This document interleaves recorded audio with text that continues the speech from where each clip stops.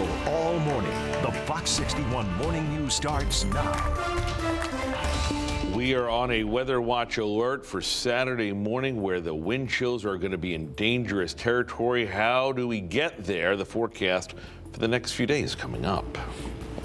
A new month means more taxes for drivers. Just how much the gas tax is going up as of today.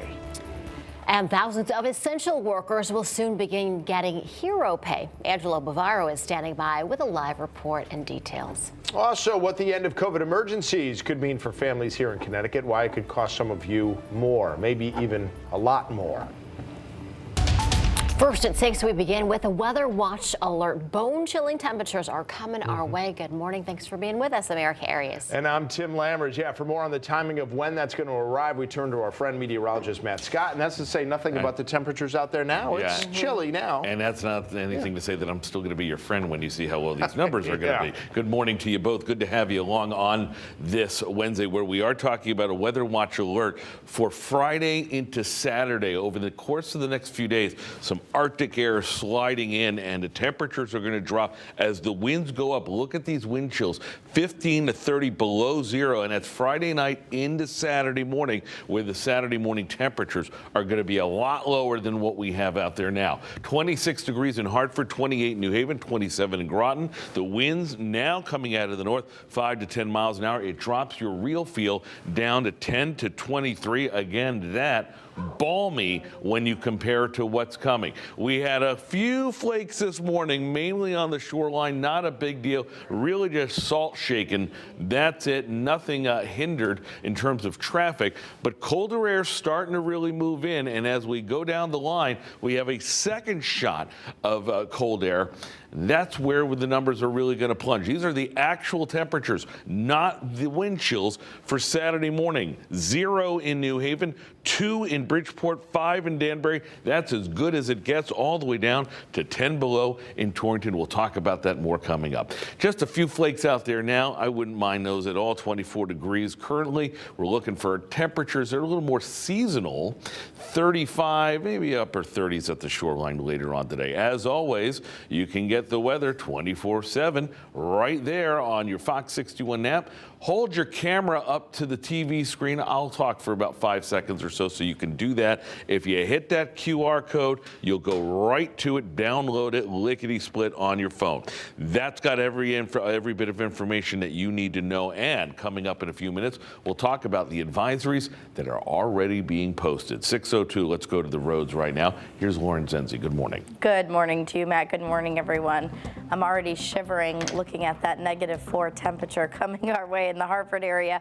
Hopefully everyone's having a good day so far. Let's take a look at our Hartford drive times. As of right now, things are moving smooth in and out of the capital city. 91, 84, Route 2, all on time. Right now, taking a live look out near exit 27, Airport Road. Things are moving smoothly on I-91 north and southbound. Over in Waterbury, over on the westbound side of I-84, we see that there's a tractor trailer and possibly another vehicle pulled over. It doesn't really look like a crash at this point, but possibly just a disabled tractor trailer around that area. Over in the Bridgeport area, we were seeing some heavy volume out there. Things have improved as we take a live look out on 95 southbound, but as we move into the Fairfield area, that's where we're going to see that volume really start to ramp up for the morning commute. Luckily, the Merritt Parkway not looking too bad. Things over in Waterbury moving smooth, as well as New Haven. We'll check in again on the roads coming up in the next half hour. Tim and Erica, good morning to you. Lauren, good morning to you. We got breaking news right now. The White House is sending $2.4 million of federal funding to fix roads here in Connecticut and to address a spike in traffic deaths. It's all part of the National Safe Streets and Roads for All initiative. And 6 communities in Connecticut are getting grants. Take a look at whom the millions is being split between. The $2.4 million will go to the Capital Region Council of Governments, the City of New Haven, the Lower Connecticut River Valley area governments, the City of Torrington, Northeastern Connecticut area governments, and the town of Westport. It's going to be up to those 6 sort of municipalities, those groups, to propose plans for the funds, like maybe wrong-way driver prevention, pedestrian safety, or using them for just general road improvements. 6:04 now, let's talk about gas prices. This morning, it's going to cost you 5 cents more to fill up the tank than it did yesterday. It's part of the phase-in plan of the state gas tax. The legislature passed it in a special session back in November. So as of this morning, the tax stands at 10 cents, and every month until May, it's going to go up 5 more cents until it reaches 25 cents. You may remember the state's gas tax was suspended last year amid rising prices attributed to the war in Ukraine. Well, today, Connecticut will start reimbursements of hero pay to our essential workers. The program is providing payments of up to $1,000 as a thank you to people who worked on the front lines during the pandemic. And Fox 61's Angela Bavaro is joining us now live at the ShopRite in East Hartford with what you need to know. Angela, good morning. Erica, Tim, good morning. So according to the Comptroller's office, more than 150,000 of those essential workers are set to receive this hero pay. And we are talking about everybody from these grocery store workers to first responders, emergency responders, teachers, and healthcare workers. But just to note that people did have to apply to receive this bonus, and you also had to meet certain eligibility requirements. So if you did apply and you were approved, let's talk about when you can expect to get that bonus. So one-time direct deposit payments, about 120,000 of those will start processing today. And paper checks, about 35,000 of those are going to be mailed in 5 to 6 weeks. Now, the Comptroller's office says 20,000 payments will be made each week in the order that those applications were submitted. People did have to apply for the program by October 1st. And to be eligible, you had to work as an essential worker for a certain duration during the pandemic, not have been able to work from home, worked in a job categorized as an essential worker by the CDC, worked in the private sector, and also you had to earn less than $150,000. All these people who we called heroes, we can never repay them for the work that they provided for us during COVID, but this is the least that we can do. Yeah, and there were a lot of those people. The Hero Pay program got so many applicants that lawmakers had to provide extra funding and also put new limits on who can get the biggest bonuses. So only people who make less than $50,000 a year, those are the people that are going to be getting that full $1,000 bonus.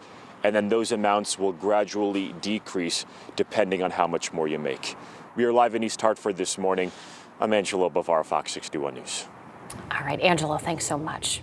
Well, meantime, 6:07, President Joe Biden announced the COVID-19 emergencies here in the U.S. will soon come to an end, and this includes how the federal government responds to COVID-19. Fox 61's Brooke Griffin is live in Hartford with more on how this might impact you. Brooke, good morning.